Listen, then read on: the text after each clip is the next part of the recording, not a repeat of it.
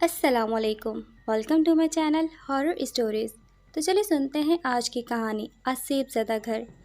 ایک طویل عرصے سے میں اور میرا خاندان کرائے کے مکانوں میں رہتا آ رہا تھا۔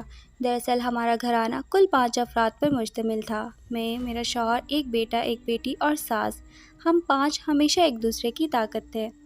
میری ساس ہمارے پورے گھر کے لیے ایک شفقت بھری ہستی کی حیثیت رکھتی تھی۔ اس کے بعد میرے شوہر ایک گھنے سایہ دار درخت تھے جس کی خوبصورت چھاؤں نے ہم سب کو ہی اپنی اپنی لپٹ میں لے رکھا تھا۔ میرے دونوں بچے، جن میں میرا بیٹا طاہر جس کی عمر 10 سال اور بیٹی سائرہ جس کی عمر 12 سال تھی۔ یوں ہماری فیملی تو مکمل تھی، مگر بس ایک ہی پریشانی تھی کہ اپنا گھر نہیں تھا بلکہ کرائے کے گھروں میں دھکے کھا رہے تھے۔ اسی مصیبت سے جان چھڑانے کے لیے میں ایک عرصے سے پیسے جمع کر رہی تھی، اور اب میرے پاس اتنی رقم جمع ہو گئی تھی کہ میں ایک مناسب قیمت کا گھر خرید سکتی تھی۔ اسی لیے میں نے اپنے شوہر سے اس سلسلے میں بات کی تو انہوں نے میری سلیقہ مندی کی تعریف کی اور وعدہ کیا کہ وہ جلد از جلد گھر کی تلاش شروع کر دیں گے۔ یوں بھی اپنا گھر کتنی بڑی نعمت ہوتی ہے، یہ کوئی ان سے پوچھے جو کرائے کے مکانوں میں رہتے ہیں اور بنجاروں کی طرح ایک جگہ سے دوسری جگہ، ایک علاقے سے دوسرے علاقے، ایک محلے سے دوسرے محلے میں ہجرت کرتے رہتے ہیں۔ پھر یوں ہی یہ لوگ اپنی زندگیاں تمام کر دیتے ہیں۔ شاید اس ہی سوچ نے مجھے اتنی ہمت دی تھی کہ میں اپنے گھر کے لیے کوشش کروں۔ اور اب جب میاں سے اس سلسلے میں بات کی تھی اور اپنی جمع کی ہوئی رقم کا بتایا تھا تو وہ بہت خوش ہوئے تھے۔ اس کے بعد میں نے سوچا تھا کہ اب کچھ دن بعد وہ مکان کی تلاش شروع کر دیں گے، مگر وہ اس کے برعکس ہی اگلی دوپہر اپنے دفتر سے واپس آ گئے۔ میں نے انہیں خلاف معمول جلدی آتے دیکھا تو حیرت سے پوچھا، خیریت، آج آپ جلدی واپس آ گئے؟ ہاں، خیریت ہی ہے، مگر ان کے اس جواب سے میری تشویش ختم نہ ہوئی تو میں نے دوبارہ سوال کیا، آپ کی طبیعت تو ٹھیک ہے نا؟ میرے اس سوال پر وہ ہنستے ہوئے بولے، ارے بیگم، کیوں پریشان ہو رہی ہو؟ میں بالکل ٹھیک ہوں۔ تو پھر آپ یوں خلاف معمول؟ دراصل میرے ایک دفتر کے ساتھی نے مجھے ایک مکان کے بارے میں بتایا ہے جو برائے فروخت ہے۔ دراصل میں اپنے اس کولیگ سے اپنا مسئلہ ڈسکس کر رہا تھا۔ میرا مسئلہ سن کر وہ بولا کہ میرا ایک جان پہچان والا اپنا ایک 2 منزلہ مکان فروخت کرنا چاہ رہا ہے۔ کیونکہ وہ جلد از جلد کسی وجہ سے اپنا مکان فروخت کرنا چاہتا ہے، اس لیے کم سے کم پیسوں میں بھی سودا ہو جائے گا۔ تو بس اس کی یہ بات سن کر مجھ سے صبر نہ ہوا۔ میں نے اسے کہا کہ پھر تو میں فوراً مکان دیکھنا چاہوں گا۔ میری اس بات پر اس نے اپنے جاننے والے سے فون پر میری بات کروا دی۔ اس بندے نے ہمیں دوپہر تک بلایا ہے، اس لیے میں گھر آیا ہوں کہ تمہیں ساتھ لے کر مکان دیکھنے جاؤں گا۔ ارے یہ تو بہت ہی اچھی بات ہے، میں نے کہا تو میاں جی بولے، تو پھر جلدی سے تیار ہو جاؤ۔ ان کی بات سن کر میں جلدی تیار ہونے چلی گئی اور پھر ہم دونوں میاں بیوی مکان دیکھنے کے لیے چل پڑے۔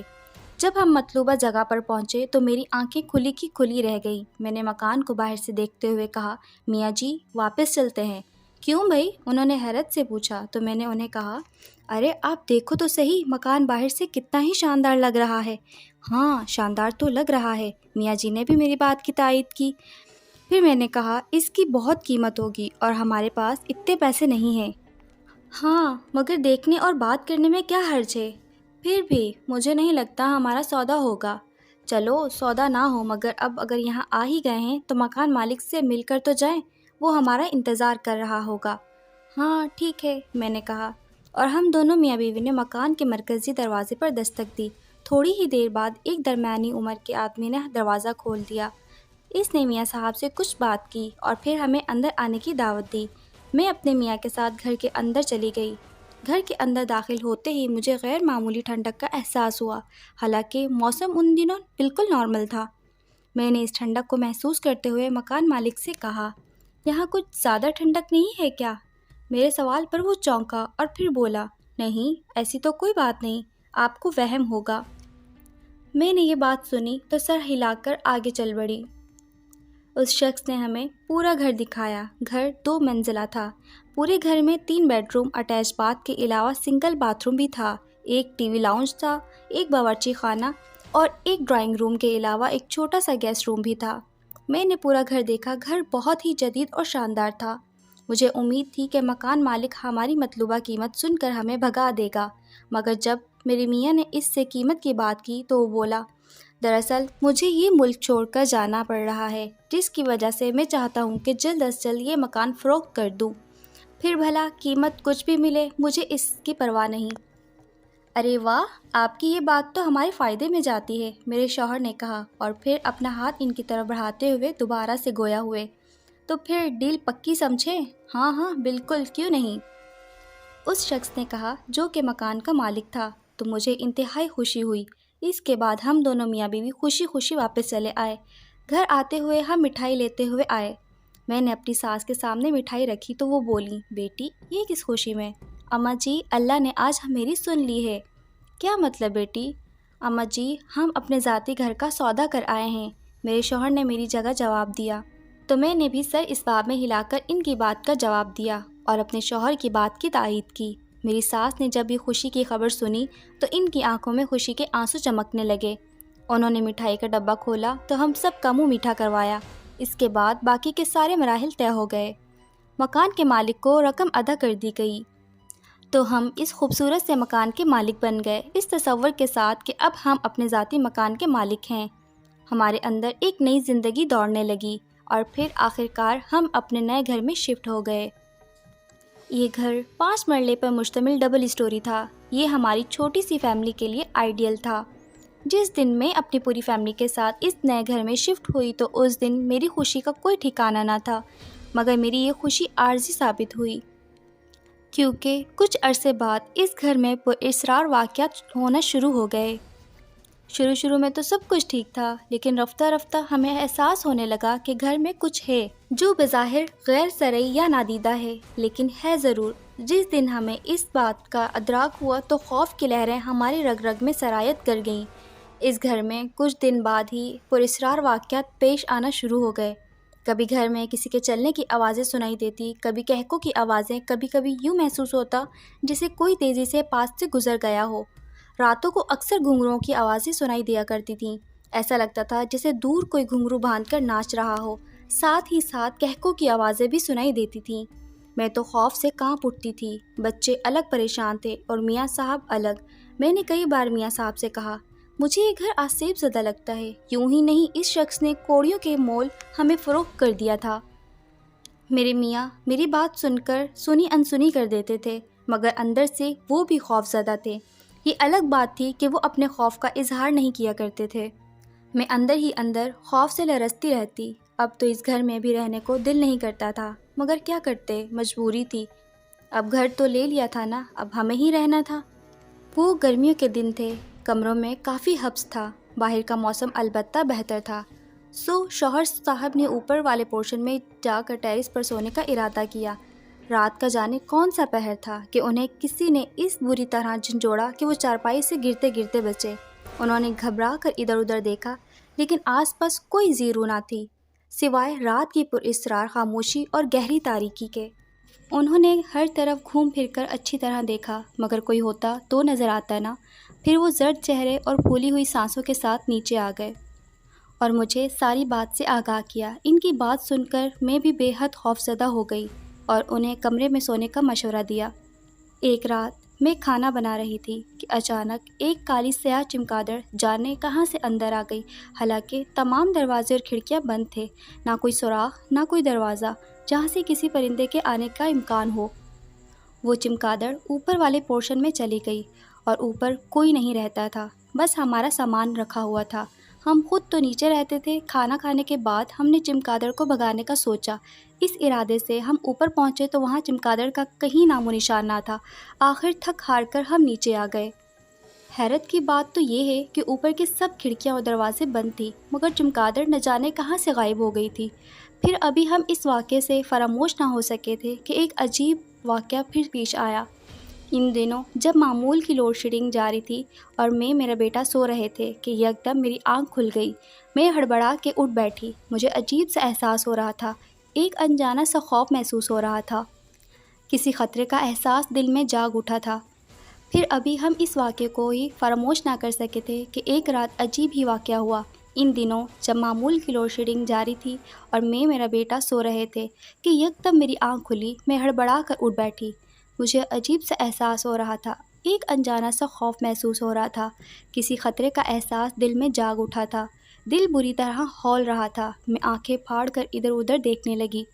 خوف کا احساس دل میں بیٹھا جا رہا تھا، حلق سوکھ کر کانٹا ہو چکا تھا، جسم پر کپ کپی طاری ہو رہی تھی، ہر طرف تاریکی ہی تاریکی تھی، شاید لائٹ گئی ہوئی تھی۔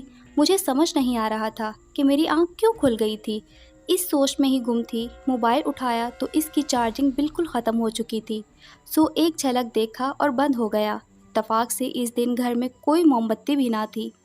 اس صورتحال سے بیزار ہو کر میں لائٹ کے آنے کا انتظار کرنے لگی، حتیٰ کہ میں جانتی تھی کہ لائٹ آنے کا کوئی فکس ٹائم نہیں ہے، اسی لیے شاید میری آنکھ کھل گئی۔ اس کے بعد کوئی 3 بجے کا وقت تھا جب دوبارہ میری آنکھ کھل گئی۔